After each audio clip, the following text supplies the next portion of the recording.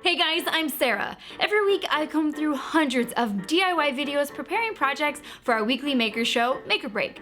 Along the way, I find some good projects and some great ones, and right now I'm going to share them with you. This is Sarah's Top 5 DIY Wall Art. Alright, let's get started with number 5. A few years back, April Wilkerson's friend had a baby, and she wanted to give her a homemade piece of art to hang in the nursery.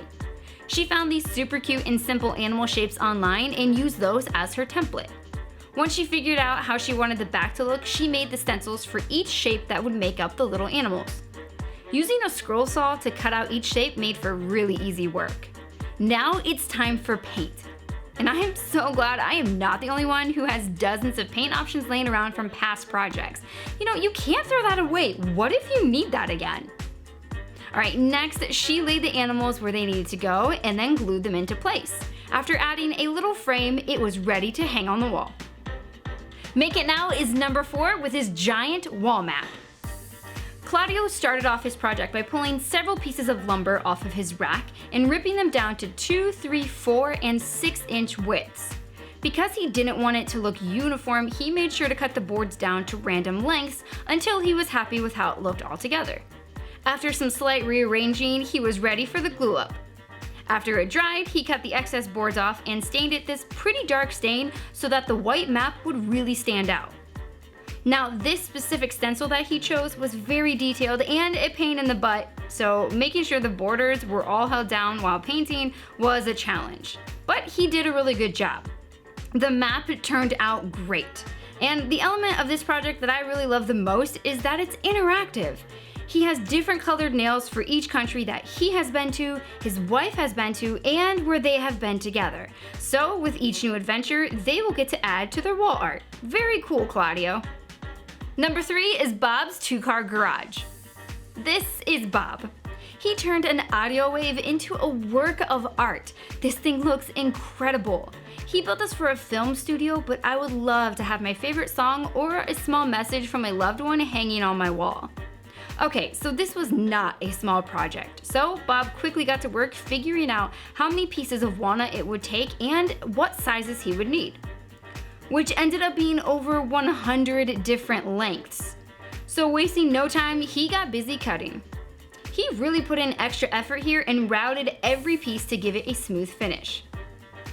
Next, he laid out the pieces and built the frame to fit the artwork. Once the frame was built, he used a couple washers to evenly space out the walnut slats and nailed them into place.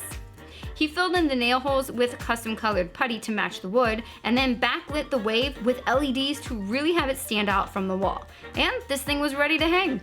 Bob, this looks awesome. Number 2 is Living to DIY with Rachel Metz.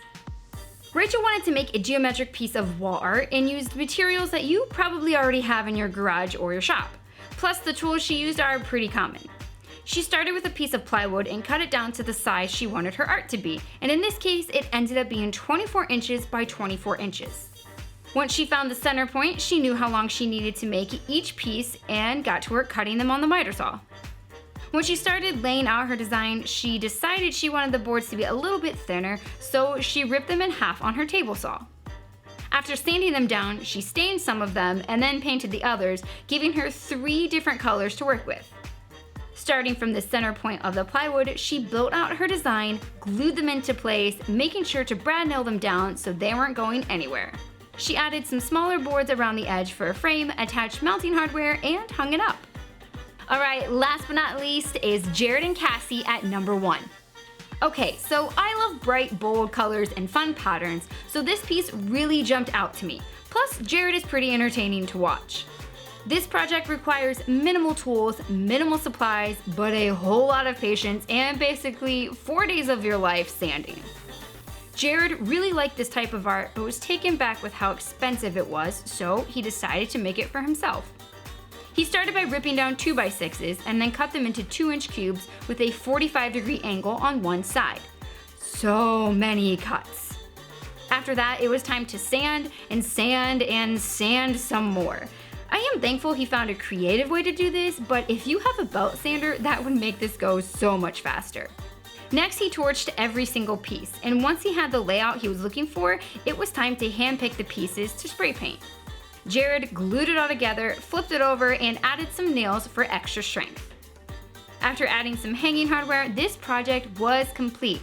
Jared, you can just go ahead and ship that straight to my house. Thanks. Alright guys, do me a favor and like this video, and if you have not already subscribed to Belts and Boxes, please do that now and hit that bell so you don't miss any of our videos that come out during the week. You can catch me every Friday at 5 p.m. with Rob for the Power Tool Week in Review, and every Saturday at noon for the next episode of Make or Break. We'll see you then.